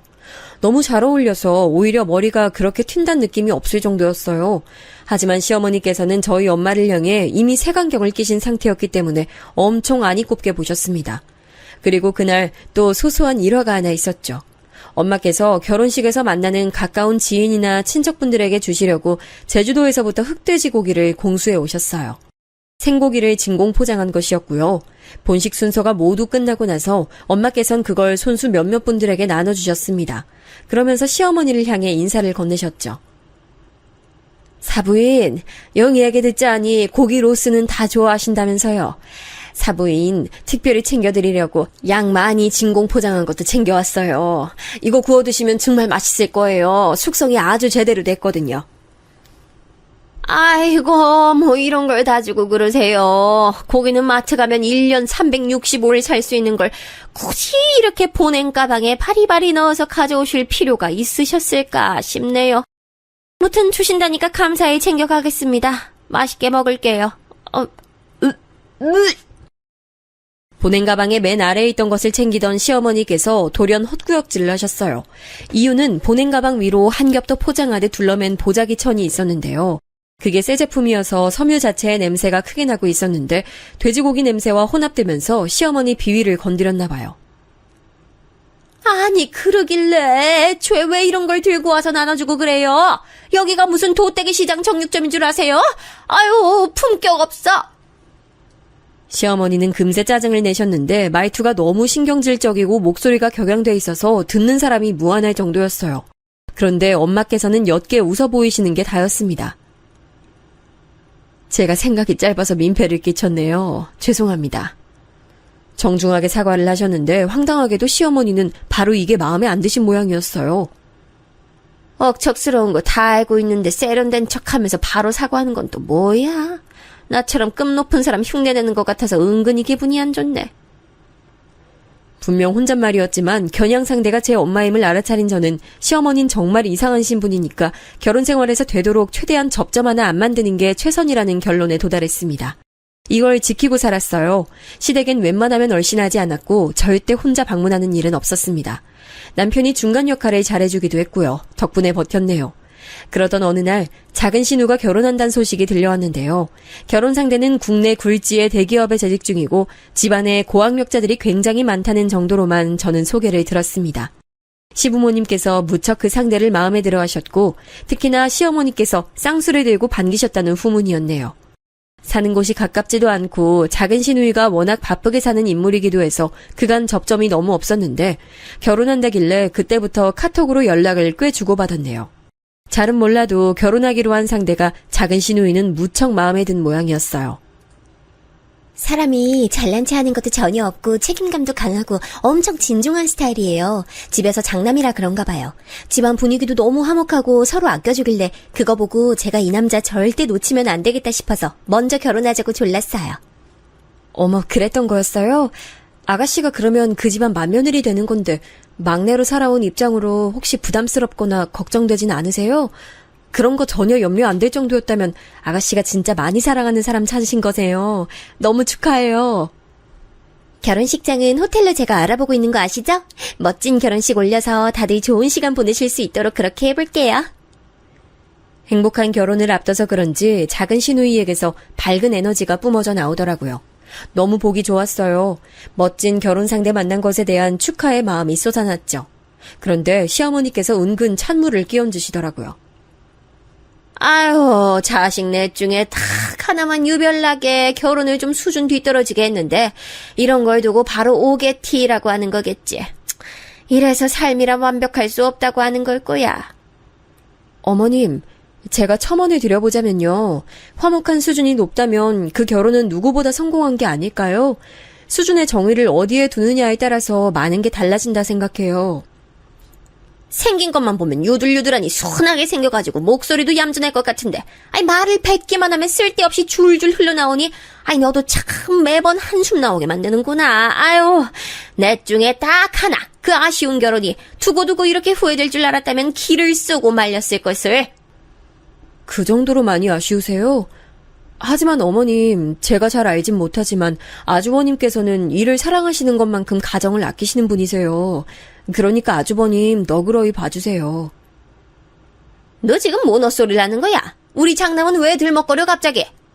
네? 어머님께서 자꾸 아쉬운 결혼 어쩌고 하시는 게 아주버님 얘기잖아요. 미국 엄청 싫어하시는데 지금 미국 가서 아직도 안 돌아오고 계시니까요. 아니. 수준 높은 집안 여자하고 잘 결혼한 우리 장남 말고 작은 아들, 돼지 비린내 퍽퍽 풍기는 집안 여자, 너랑 결혼한 우리 아들 준성이! 시어머니께선 격분해서 말씀을 끊어 뱉으시더니 이내 뒷목을 잡으셨어요. 하여간 다혈질이었죠. 저는 모른 척 자리를 떴고 이런 제 태도가 시어머니 심기를 자꾸 건드려댔나 봐요. 웬만하면 남편에게 다이렉트로 말씀 안 하시는 시어머니께서 하루는 전화를 다 하셨습니다. 걔는 애가 왜 그렇게 말도 못 알아쳐먹고 은은하게 싸가지까지 없니? 응? 걔 너한테도 그러지? 아유, 하여간에 무식해가지고 엄마는 우리 춘성이만 생각하면 마음이 아파. 마음이 막 찢어져. 더 잘나고 멋진 여자 우리 춘성이는 충분히 골라 잡아서 결혼할 수 있었는데. 엄마, 그런 얘기는 왜 하세요? 저 결혼해서 잘 살고 있어요. 나도 알아. 아는데 불쑥불쑥 아쉬운 마음이 드는 거 이건 어쩔 수 없는 부모 마음이야. 너도 이 다음에 네 자식 결혼한다고 하면 그때 가서 내 마음 다 이해할 거야. 준성아, 네 동생은 명문대 나오고 대기업 다니고 집안 교육 수준도 높은 아주 다 갖춘 남자 물어다가 결혼하는데 넌 이거 보면서 뭐 느끼는 것도 없어? 잘 모르겠는데요. 그리고 엄마, 저 지금 운전 중이라서 휴대폰 집사람이 들고 있어요. 그래서 함께 듣고 있어요. 너는 그 얘기를 왜 지금 해? 아우, 열받아. 하여간에 되는 일이 없어. 시어머니께선 전화를 뚝 끊어버리셨고 저랑 남편은 어이없다는 시선을 교환했죠. 어쩌다 보니 그 주에 주말에 일정이 괜찮아서 남편하고 제주도를 다녀왔어요. 서울에서 아빠 의료보조기구 사서 챙겨간 것도 큰 이유였고요. 아빠께서 건강이 썩 좋진 않으시거든요. 그래서인가 고즈넉한 제주도 생활 하시는 게 보기는 좋더라고요. 엄마께서는 역시나 만반의 의욕을 가지고 식당을 운영 중이셨는데 입소문이 나서 점점 더 잘 되고 있었어요. 전문적인 매장 관리자까지 뽑은 상태인 걸 보고 저희 엄마 정말 멋지단 생각을 했네요. 남편하고 맛있게 삼겹살도 먹었는데 작은 시누이가 결혼식 일정으로 잠깐 얘기할 게 있어서 전화가 왔길래 별 생각 없이 말해줬어요. 저희 부부 제주도 와서 삼겹살 먹고 있다고요. 근데 그게 시어머니 귀에 들어간 거예요. 준성아, 엄만 정말 섭섭하다. 넌 이 엄마한테 말도 안 하고 제주도까지 불쑥 가버릴 수가 있니? 그리고 그 돼지 똥 비린내 나는 고기는 왜 먹으러 갔어? 왜 우리의 찰난 아들이 처가 음식 팔아주려고 애를 써야 되는지 엄만 이 상황 자체가 너무 가슴이 아프고 섭섭해. 남편에게 이런 카톡을 보내놓으신 걸 보고 진짜 고개가 저절로 저어졌습니다. 대체 왜 이러시는지 모르겠더라고요. 하여간 맨 처음 뵀을 때 그 인상대로 범상치 않고 종잡을 수 없는 분이란 생각만 강해졌네요. 제주도를 떠나려던 그때 엄마께서 이렇게 말씀을 하셨어요. 사돈처녀가 결혼식 문제로 상의하려고 전화했었던 거야? 결혼식 날짜가 언제라니? 너희 아빠하고 병원 때문에 곧 서울 갈 일이 있을 것 같은데 날짜 맞으면 보러 가려고. 엄마 호텔 결혼식 구경 다니는 거 전에 좋아했죠? 결혼식 호텔에서 하기로 했어요. 날짜 맞으면 결혼식 꼭 참석하시고 끝나고 저랑 따로 놀러 가시고 그렇게 시간 보내요. 너무 좋다. 작은 시누이 결혼식에 엄마께서 타이밍이 맞으면 참석하시는 걸로 말로만 얘기가 돼 있었는데 정말로 일정이 겹쳤어요. 병원 다녀오신 아빠는 컨디션이 조금 안 좋으셔서 친정오빠 댁에 머무르셨고 엄마만 혼자 작은 시누이 결혼식이 열린 호텔에 걸음을 해주셨습니다. 작은 시누이가 신랑감 잘 골랐다고 시어머니께서는 침이 마르도록 칭찬을 하셨는데 결혼식장에 참석해보니까 왠지 공감 가긴 했어요. 뭐랄까 신랑층 하객들이 전부 인상이 부드럽고 좋으면서 차분한 느낌이더라고요. 참 신기했어요. 시매부 되실 분도 인상이 말끔했는데 그 부모 형제 얼굴들 보니까 다 하나같이 올곧은 인상이었습니다. 너무 멋진 분위기 가족 같아서 저도 모르게 신랑 측 혼주석을 자꾸 쳐다봤네요. 결혼식이 본격적으로 시작되기 직전 엄마는 도착하셨습니다. 엄마, 여기에요, 여기. 앞쪽으로 오세요. 식 끝나기 전에 못 오실 줄 알았는데 갑자기 차 막힌 게 뚫렸어요? 나도 몰라. 어느 순간 길이 휑하게 뚫리더니 금세 여기까지 도착해버렸네. 야, 안에 예쁘게 잘 해놨다. 톱스타들 결혼하는 현장 같네. 엄마께서 너스레를 떠시며 제가 앉아있는 앞쪽 구역으로 오셨어요. 그때 혼주석에 자리하신 시어머니께서 이쪽을 보시며 오만상을 쓰시는 게 눈에 들어왔습니다. 저희 엄마가 오신 게 뭐가 그리 기분이 나쁘셨는지 이렇게 외치시더군요. 격 떨어지게 씨리, 응? 돼지 똥내 풍기면서 대체 여기가 어디라고 와? 작지만 분명하게 들린 그 음성에 제가 귀를 의심하고 있었습니다. 신랑 측 혼주석에 앉으신 분들이 시어머니의 힐난에 무심코 이쪽을 보셨다가 동시에 깜짝 놀랐어요. 아니 이럴 수가. 권 여사님. 심해부 부친 되시는 사돈어른께서 자리에서 벌떡 일어나셨습니다. 권 여사는 저희 엄마를 지칭하는 호칭이어서 저도 놀랐어요. 엄마가 제 심해부의 부모님을 어떻게 아신다는 건가요? 근데 엄마께서도 무척 당황하시며 화답하시더군요. 아유, 자네들이 여긴 어쩐 일이야? 보아하니 자식 장가 보내는 날인가 보지? 난 우리 사돈처녀 시집 간다길래 이렇게 보러 온 건데. 아유 이럴 게 아닙니다. 권 여사님 절부터 받으십시오. 사돈어른은 돌연 벅찬 얼굴이 돼서 정말로 바닥에 대고 절을 한번 올리셨습니다. 그 모습을 보고 저도 놀라고 다른 모든 사람들도 놀랐지만 시어머니만큼 놀라진 않았을 거예요. 무척 당황한 시어머니께서 목소리까지 떨며 물어보셨거든요.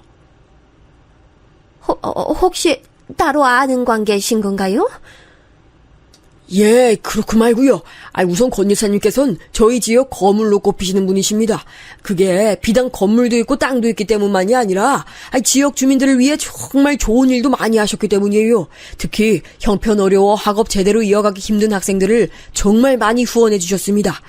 오늘 장가드는 제 큰아들 놈도 저기 계신 권 여사님 도움으로 대학까지 무사히 나왔어요.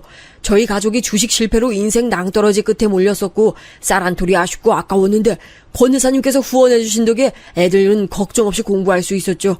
저희 둘째 셋째도 전부 권 여사님 도움받아 공부 마친 아이들입니다. 사돈어른께서는 무척 고무된 얼굴로 감격에 차서 말씀을 쏟아냈어요. 저도 들으며 탄성을 내뱉었습니다. 엄마께서 그런 일들 하시는 것 정도야 대강 예전에 알았지만 구체적인 걸 들은 건 이때가 처음이었으니까요. 권 여사님, 이렇게 다시 뵙게 되어 신기하고 감동입니다. 저희 둘째 셋째 모두 명문대 간판 달고 좋은 직장 들어가서 자기 돈벌이 하고 있습니다. 권 여사님 덕분에 가능했던 것 같아요.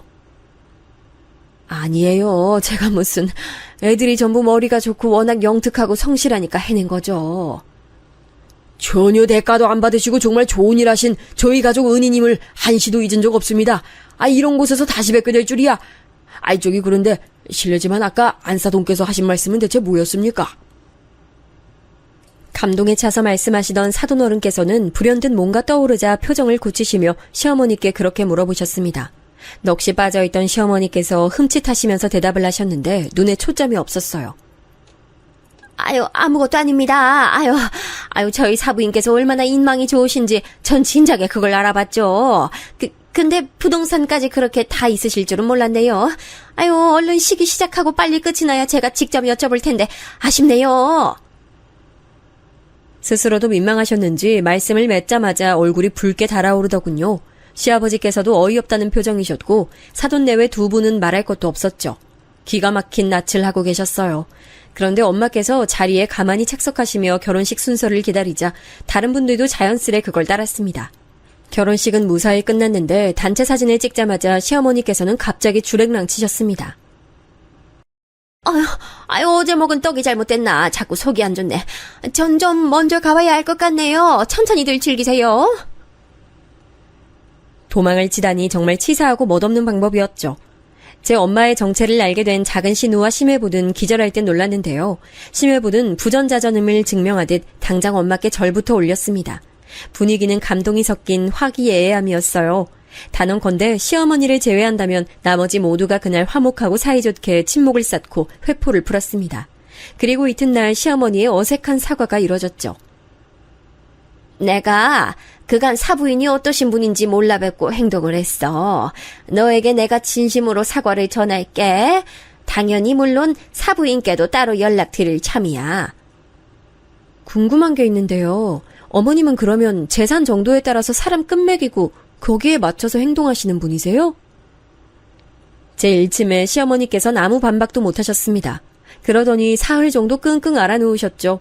시아버지 표현에 따르자면 그냥 화병 말고 우화병이란 게 도지신 듯 했습니다. 어쨌거나 이때 털고 일어나신 이후론 저에게 눈치 안 주시고 잔소리 안 하시고요. 특히 남편에게 결혼 잘못했다느니 하는 내용의 기억자도 안 꺼내게 됐네요.